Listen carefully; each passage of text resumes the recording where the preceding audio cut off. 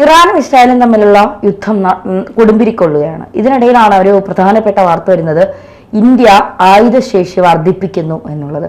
എന്താണ് പെട്ടെന്ന് തിടുക്കത്തിൽ ഇത്തരമൊരു നീക്കത്തിലേക്ക് ഇന്ത്യ കടക്കുന്നതിന്റെ കാരണം? തിടുക്കത്തിലല്ല, ഇത് 2019 തുടങ്ങിയ ഒരു പ്രൊജക്റ്റാണ്. ധനുഷ് എന്ന് പറയുന്നത് സഹായിക്കാൻ ഇന്ത്യക്ക് എന്തെങ്കിലും ഉദ്ദേശം അതിനുവേണ്ടി നിർമ്മിക്കുന്നതല്ല. ഇത് ശരിക്കും പറഞ്ഞാൽ ഇത് സ്വാഭാവികമായിട്ടും പാകിസ്ഥാനായിട്ട് യുദ്ധം ഒക്കെ ഉണ്ടായല്ലോ. ഏതൊരു രാഷ്ട്രവും അവരുടെ ആയുധശേഷി ബലം വർദ്ധിപ്പിക്കാനുള്ള ശ്രമം എല്ലാ കാലത്തും നടത്തുന്നതാണ്. അതിൻ്റെ ഭാഗമായിട്ട് ഇന്ത്യയും ഇന്ത്യയുടേതായ രീതിയിലുള്ള, അതായത് തദ്ദേശീയമായിട്ട് ഉൽപ്പാദിപ്പിക്കുന്ന ഒരുപാട് ഉപകരണങ്ങൾ, ഇപ്പം നമ്മൾ കഴിഞ്ഞ ദിവസം തന്നെ കൊടുത്തു തേജസ് യുദ്ധവിമാനങ്ങളെക്കുറിച്ച്. തേജസ് ഇപ്പം നമ്മൾ റഫേലാണ് യൂസ് ചെയ്യുന്നത്, പക്ഷേ അതിന് പകരം നമുക്ക് തേജസ് യുദ്ധവിമാനങ്ങൾ നാവികസേനക്കും കരസേനക്കും ഒക്കെ കൊടുക്കാൻ വേണ്ടിയിട്ട് നമ്മൾ തദ്ദേശീയമായിട്ട് നിർമ്മിച്ചെടുക്കുന്നതാണ് തേജസ്. അതുപോലെ തന്നെ ഒരു ടേർഡ് ഗൺ സിസ്റ്റമാണ്, അതായത് ധനുഷ് 3-ാം റെജിമെൻറ്റിന് ഇപ്പോൾ തുടക്കമാകണം. 2-ാം റെജിമെൻറ്റ് കഴിഞ്ഞു. ഓരോ റെജിമെൻറ്റിലും 18 ഗൺ സിസ്റ്റങ്ങളാണ് ഓരോ റെജിമെൻറ്റിലും ഉള്ളത്.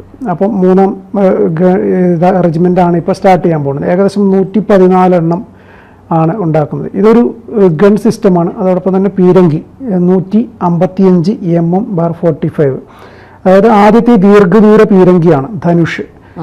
ഇതിന് ഒരുപാട് പ്രത്യേകതയുണ്ട്. ഇതിന് ക്യാമറ ഉണ്ട്. ഏകദേശം 30-35 കിലോമീറ്ററോളം ഇത് നമുക്ക് ഉപയോഗിക്കാൻ പറ്റും. അത്തരത്തിൽ തദ്ദേശീയമായിട്ട് വികസിപ്പിക്കുന്നതിൽ ഏറ്റവും അഡ്വാൻസ്ഡ് ആയിട്ടുള്ള ഒരു ഇതാണ് ഈ പറഞ്ഞ ധനുഷ്.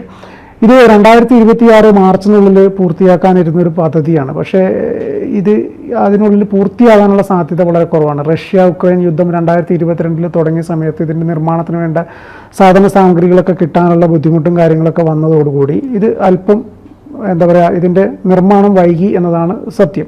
2019 കരാറ് കൊടുത്തിട്ട് 2026 മാർച്ചിനുള്ളിൽ തീർക്കണം എന്നുള്ളതാണ് കരാർ. ഏകദേശം 2019-26 വരുമ്പോൾ ഒരു 5-7 വർഷം അല്ലേ, 7 വർഷത്തിനുള്ളിൽ തീർക്കണം എന്ന് പറഞ്ഞാണ് കൊടുത്തിരുന്നത്. പക്ഷേ അതിനുള്ള സാധ്യത കുറച്ച് കുറവാണ്. പക്ഷേ അവസാനം 3-ാം റെജിമെൻറ്റിലേക്ക് എത്തി എന്നത് നമുക്കേറെ ആശ്വാസകരമാകുന്ന ഒരു സംഭവമാണ്. എന്തായാലും ഈ നിലവിലെ സാഹചര്യത്തിൽ ഇന്ത്യ ഉറപ്പായിട്ടും ആയുധശേഷി വർദ്ധിപ്പിക്കും.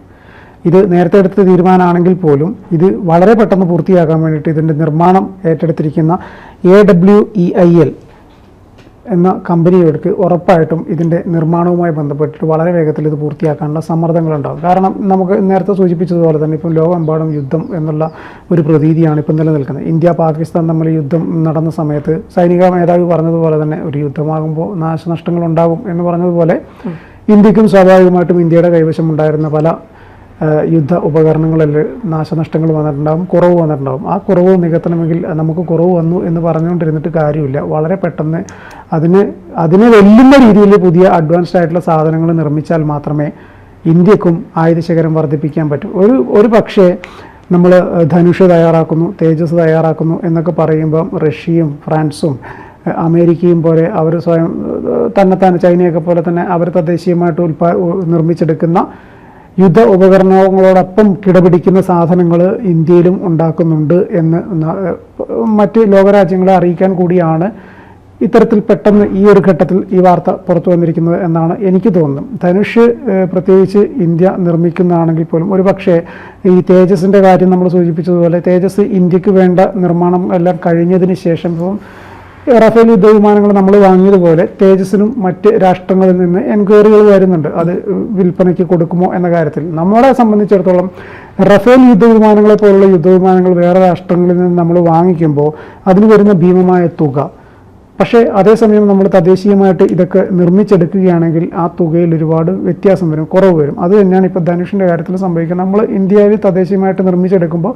അതിന് വലിയ ഏകദേശം ഈ പുറത്ത് നമ്മൾ വാങ്ങിക്കുന്നതിൽ 1/4 ചിലവൊക്കെ വരും. ഏകദേശം 1260 കോടി രൂപ മാത്രമാണ് ഈ 114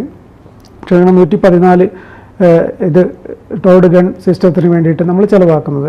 ഇത് പാകിസ്ഥാനുള്ള ഒരു മുന്നറിയിപ്പ് കൂടെ ആയിരിക്കും എന്നാണ് എനിക്ക് തോന്നുന്നത്. എന്ത് തോന്നുന്നു? തീർച്ചയായിട്ടും അങ്ങനെ തന്നെ ആയിരിക്കും. കാരണം നമ്മൾ തദ്ദേശീയമായി നിർമ്മിച്ച ബ്രഹ്മോസ് മിസൈലുകൾ അടക്കമാണ് പാകിസ്ഥാനെ പറപ്പിച്ചത്. തീർച്ചയായിട്ടും സുഖോയ് പോലുള്ള ബ്രഹ്മോസ് പോലുള്ള അക്ഷതീർത്ഥം പോലുള്ള നമ്മൾ നിർമ്മിച്ചെടുത്ത തദ്ദേശീയമായ മിസൈൽ സുഖോയിയൊക്കെ നമ്മൾ റഷ്യയിൽ നിന്ന് വാങ്ങിയതാണ്. എങ്കിൽ പോലും നമ്മുടെ ആയുധശേഖരം ഇപ്പൊ പ്രതിരോധ മേഖലയിൽ ഇന്ത്യ 4-ാം സ്ഥാനത്താണ്.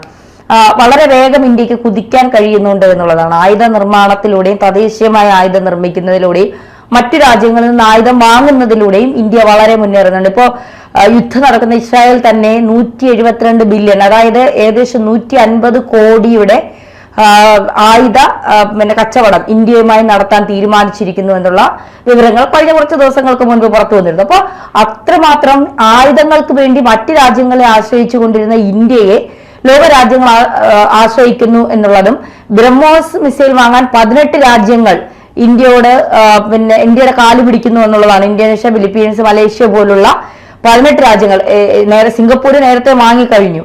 ഇപ്പോ അതിനുശേഷം 18 രാജ്യങ്ങൾ ഈ പാകിസ്ഥാന്റെ ഇന്ത്യയുമായുള്ള സംഘർഷത്തിന് ശേഷം 18 രാജ്യങ്ങളാണ് നമ്മുടെ ബ്രഹ്മോസ് മിസൈൽ വാങ്ങാനായി ക്യൂ നിൽക്കുന്നത്. അപ്പോൾ ഈ പ്രതിരോധ മേഖലയിൽ നേരത്തെ ഉള്ള നമ്മുടെ സൈനികർക്ക് നേരത്തെ കിട്ടിക്കൊണ്ടിരുന്നത് പോലെ അല്ല ഇപ്പോൾ നമ്മുടെ ആയുധ ശേഖരങ്ങളും ഈവൻ സൈനികർക്കുള്ള വസ്ത്രങ്ങളിൽ പോലും, ബുള്ളറ്റ് പ്രൂഫ് വസ്ത്രങ്ങൾ പോലും ഒരു കാലത്ത് സൈനികർക്കില്ലായിരുന്നു. ഇപ്പോ എല്ലാ സൈനികർക്കും അതനുസരിച്ചുള്ള വസ്ത്രങ്ങൾ ഉൾപ്പെടെ ഇപ്പൊ കര, നാവിക, വ്യോമസേന നമ്മുടെ രാജ്യത്ത് ആരെങ്കിലും ആക്രമിക്കാൻ തുടങ്ങിയാൽ ഒന്ന് ഞൊടിക്കും മുമ്പ് നമ്മുടെ സേനകളെല്ലാം മുന്നിലാണ്.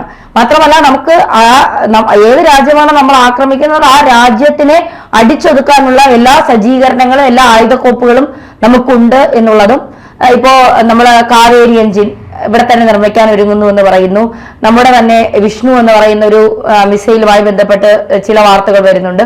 അപ്പോൾ നമ്മളിപ്പോ മറ്റു രാജ്യങ്ങളെ ആശ്രയിക്കുന്നതിനേക്കാളും ഇന്ത്യ കൂടുതൽ കുറച്ചുകൂടി തദ്ദേശീയമായി ഇന്ത്യ തന്നെ വികസിപ്പിക്കാൻ തീരുമാനിച്ചിരിക്കുന്നു ആയുധങ്ങൾ എന്ന് പറയുന്നത്. അത് നമ്മളെ സംബന്ധിച്ചിടത്തോളം വലിയ നേട്ടമായി തന്നെയാണ് കണക്കാക്കുന്നത്.